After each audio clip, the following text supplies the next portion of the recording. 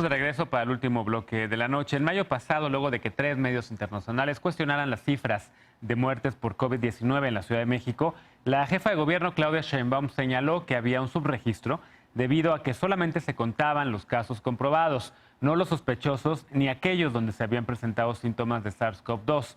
Pero no se habían hecho pruebas. Anunció entonces una comisión técnica que va a verificar las muertes por este nuevo virus. Veamos el contexto. En los últimos 14 días, la Ciudad de México concentra la mayor cantidad de casos de SARS-CoV-2 en el país, con más de 27,000 casos confirmados y casi 3,500 defunciones. Luego de que distintas investigaciones periodísticas pusieran en duda las cifras de fallecimientos por SARS-CoV-2, la jefa de gobierno, Claudia Sheinbaum, anunció la integración de la Comisión Científico-Técnica para analizar el registro de defunciones ocurridas durante la emergencia sanitaria, estudiando los casos confirmados, sospechosos o probables del COVID-19 en la capital del país. Este jueves, Sheinbaum informó que este mes la comisión dará a conocer el número real de muertes por COVID-19. Según el comunicado técnico diario distribuido por la Secretaría de Salud Federal en la Ciudad de México, hasta este jueves se habían registrado 3,456 defunciones por COVID-19 y 4,355 en la zona metropolitana del Valle de México, pero en las cifras de muertes reportadas en hospitales del sector salud entre el 1 de abril y el 3 de junio, la suma es de 8,526. La jefa de gobierno atribuyó la diferencia a que este último reporte incluye muertes confirmadas y sospechosas y que la comisión presentará una tasa más precisa de mortalidad generada por el virus. Para ello, se revisarán las 16 jurisdicciones sanitarias en las que se ha dividido la Ciudad de México, las actas de defunción del registro civil y los registros de los hospitales e instituciones médicas. Punto y contrapunto. Bueno, tercer tema a discutir que tiene que ver, alcaldes y alcaldesa, con la guerra de datos. Yo la he llamado así, la guerra de datos que hay evidentemente por estos registros y subregistros que no son solamente aquí en México, son en todo el mundo hay subregistros de los casos, pero ya estamos viendo, no sé si hay ahí una confrontación o por lo menos sí un cuestionamiento por parte de las autoridades de la Ciudad de México respecto a las cifras nacionales y respecto a las cifras, digamos, que se presentan cada noche en la conferencia vespertina. ¿Por qué no empezamos con los alcaldes del PRI, del PAN y luego escuchamos a los compañeros de Morena que están a mí también no en la mesa, en la remota distancia? Adrián, ¿cómo ves esta comisión técnica creada en la Ciudad de México, los datos que está presentando ahora la jefa de gobierno? Mira, antes que nada quiero, y así como soy crítico con el gobierno federal, también reconocerle a la jefa de gobierno el gran esfuerzo que está haciendo. Yo creo que la labor que ella tiene es muy compleja, porque muchas veces se pone inclusive en un punto en donde pareciese que hubiera una definición distinta al gobierno federal. Entiendo que hoy la jefa de gobierno ya está invirtiendo recursos para la adquisición de pruebas para la ciudadanía y eso nos va a clarificar mucho más cuál es la realidad de la ciudad. La creación de esta comisión era urgente, se requería. El tener la información para la ciudadanía es importante, sobre todo para la comprensión de qué es lo que estamos viviendo. Si no nos dan los datos claros, la ciudadanía no comprende qué es lo que está pasando. Si tenemos un número menor de lo que es una realidad, entonces te da tranquilidad y sales a la calle porque haces tus cuentas. A ver, si solamente se han muerto 1,000, y bueno, pues la Ciudad de México tiene un número importantísimo de ciudadanos, no hay problema porque puedo salir porque la probabilidad de que me toque es muy pequeña. Entonces, yo creo que era importante que se hiciera. Reconozco en la jefa de gobierno esta nueva medida de meter pruebas por parte de la Ciudad de México sin esperar que el gobierno federal haga todas las pruebas y sin duda era urgente que se hiciera. Claro. Santiago, ¿coincides o contrapunto? Ahora parece que todos están de acuerdo con la jefa de gobierno.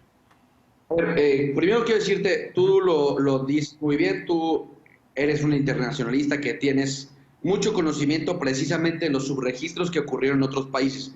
Nada más que hay una gran diferencia con este país, que primero iniciaron con unas cifras, con un marcaje y después ni el método Centinela ni la estimación que hizo el gobierno federal cuadró. Es decir, hoy estamos, por supuesto, con muchos más casos de las defunciones. Te pongo un ejemplo.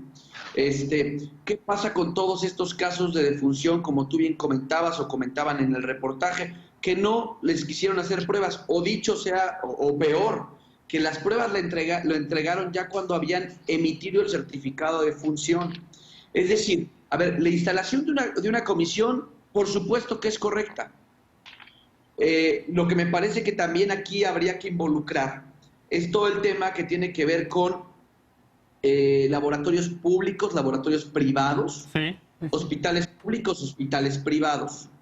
Porque al final tú sabes que la saturación, te pongo un ejemplo, en la jurisdicción sanitaria hubo semanas, y no me dejarán mentir los alcaldes, que tardaban 14 días en darte un resultado. La gente optó por irse a un laboratorio particular. Esas no están contabilizadas, esos casos positivos que se curaron en casa o que murieron en casa. Te pongo un ejemplo particular. Nosotros fuimos a atender una emergencia de una persona que lamentablemente había perdido la vida.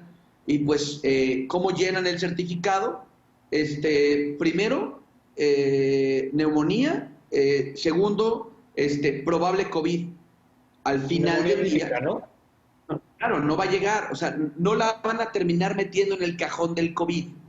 Y ese es el gran desfase porque hay una, lo digo tal cual, me parece que es correcta la instalación, pero es también estar peleando con un desorden que tienen en el gobierno federal por no querer decir la verdad. Me queda claro que hay subregistros, pero ni siquiera se están asomando, ni con su método centinela, a la realidad de lo que está pasando. Deja tú en la ciudad, Genaro, Sí. en la zona metropolitana. Sí. Está el Estado de México también complicadísimo. Sí, sí, sí. Y esto tiene que ver, insisto, porque de nada sirve poder tener esta gran comisión o gran comité en la ciudad si tienes una zona metropolitana que inclusive va a tener mucho más registros, mucho más subregistros de los que tiene el gobierno federal. Sí, hoy entrevisté al gobernador de Hidalgo en Atando Cabos en el programa de Denise Merker de radio, y justo él estaba proponiendo una comisión metropolitana que abarcara una gran comisión metropolitana para poder darle seguimiento a esto.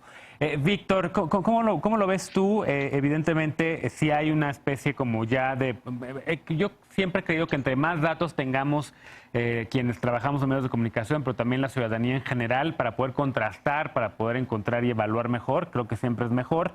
Esta comisión que se crea aquí en la Ciudad de México, los datos, las formas diferenciadas, digamos, entre el gobierno de México y el gobierno de la ciudad y las alcaldías, ¿hacia dónde va y cómo lo ves? Mira, a ver, primero el Big Data, en esta ocasión, pues tiene vidas humanas. O sea, por eso se vuelve fundamental generar un proceso que certifique, que evalúe, que audite los datos que hoy se están dando. La verdad es que es muy positivo, y en todas las partes del mundo hay una entidad que es la que genera la palomita para certificar, para definir quién tiene COVID, quién es sospechoso o quién muere por COVID. No se puede tener 8 entidades, no, se concentra en una. El modelo Centinela es mexicano, pero también lo usa Europa con el Forkis, lo usa Estados Unidos con el Boomerang, también hay subregistro, también hay una especie que se valora con los laboratorios, y en aquellos muertes con temas respiratorios, neumonía, a todos esto se les pone probable COVID. Y ya lo dijo Hugo Gómez-Gatell, la verdad es que hay que ver las conferencias, ya lo aclaró eso, lo aclaró hace como un mes, que sí se están contabilizando estos casos en donde dice probable COVID en las defunciones. Entonces, la verdad es que en este caso creo que es positivo que esté el INER, que esté expertos como Christopher Edward, que después de los datos que dio el New York Times y el Wall Street Journal, pues que contrastaron, que pusieron en polémica si era realidad lo que se difundía. Qué bueno que haya una auditoría en el momento, pero también a posteriori, porque esto pues, sí, va a estar en los anales de la historia, y sin duda los datos van a ser los que van a constatar la eficiencia de las políticas y la eficiencia del sistema de salud correspondiente de cada nación. Pruebas en las alcaldías o no. ¿Cómo lo ves, querida Pati? Que por cierto me da gusto verte bien, porque supimos hace algunos meses o semanas que pues prácticamente habías adquirido COVID-19, tú lo anunciaste, lo hiciste público. Sí. Pues ya muy bien, bastante recuperada, esperando ya el alta, como te comentaba, espero que ya lleguen estos días. Yo también estoy de acuerdo en la implementación de la comisión, me parece muy positiva. Yo insisto, eso no implica que exista falta de coordinación o diferencias con el tema del gobierno federal. Existe el tema de un comando federal y el comando estatal. Las dos son autoridades sanitarias. Y la mesa que tiene la jefa de gobierno, la mesa que instala la jefa de gobierno, en donde está el IMSS, el INSTE, la Secretaría de Salud, expertos, me parecen bastante positivos para poder transparentar absolutamente todo. Y yo también, lo mismo que Víctor, los invito pues justo a ver las mesas. Hay un ejercicio inédito, les puede gustar o no, pero hay algo que nunca había pasado en este país, que hay un presidente que sale todos los días a dar información. Y hay 3 mesas de lunes a domingo también, en donde se están informando los diferentes temas. Yo la verdad es que creo que hay que seguir en un tema de mucha coordinación y también de mucha unidad y no generar fake news. Creo que eso también es bastante importante. Hay expertos, hay un tema, yo lo viví, tuve una prueba positiva, después una prueba negativa, después una prueba positiva. Hay temas bastante complicados alrededor de eso y creo que nosotros tenemos que apostar por un trabajo muy bien hecho, muy bien coordinado a nivel local. Sí se están haciendo pruebas en las alcaldías, pero son a través de la jurisdicción sanitaria. Entonces, eso lo estamos nosotros coordinando. Por ejemplo, de la información que nosotros recibimos con ellos es que estamos llevando un tema de alimentación y el tema de la sanitización en las diferentes colonias, en las diferentes calles, en las diferentes casas de personas contagiadas. Y quisiera, si más chance rapidísimo, Sí. Mencionar algo del bloque pasado. Ya que andamos muy enganchados con el tema federal, primero un llamado a la unidad y 2, habemos muchas que llevamos muchos años marchando, muchos años, por el derecho de las mujeres, en contra de la violencia de género. Y me parece que brincarse hacia allá, me parece que es como una ofensa hacia todas nosotras, porque la verdad es que en todos esos años, que llevo muchos años de ser feminista, no, para nosotros no es como una moda para golpear al gobierno federal. Acción Nacional nunca nos volteó a ver. Y tú lo sabes, Genaro, creo que dentro del periodo de Felipe Calderón se dio un tema de un alza terrible en el tema de la violencia de género y nosotras seguiremos organizándonos porque las feministas también, más bien las feministas estamos en la 4T. Bien. Santiago, se mencionó Acción Nacional. A ver. Y bueno, primero, a ver, me parece que decir que pertenecen exclusivamente a un movimiento no me parece un sinsentido. Hay que decirlo. Los gobiernos han fallado, como este gobierno ha fallado, como este gobierno también le ha quedado de ver a las mujeres. Después de 30 años de violencia, de falta de bienestar. Si quieres, luego discutimos en otro programa la violencia y platicamos de seguridad, y ahí creo que vamos a encontrar muchas discrepancias en lo que dices y en lo que pasa.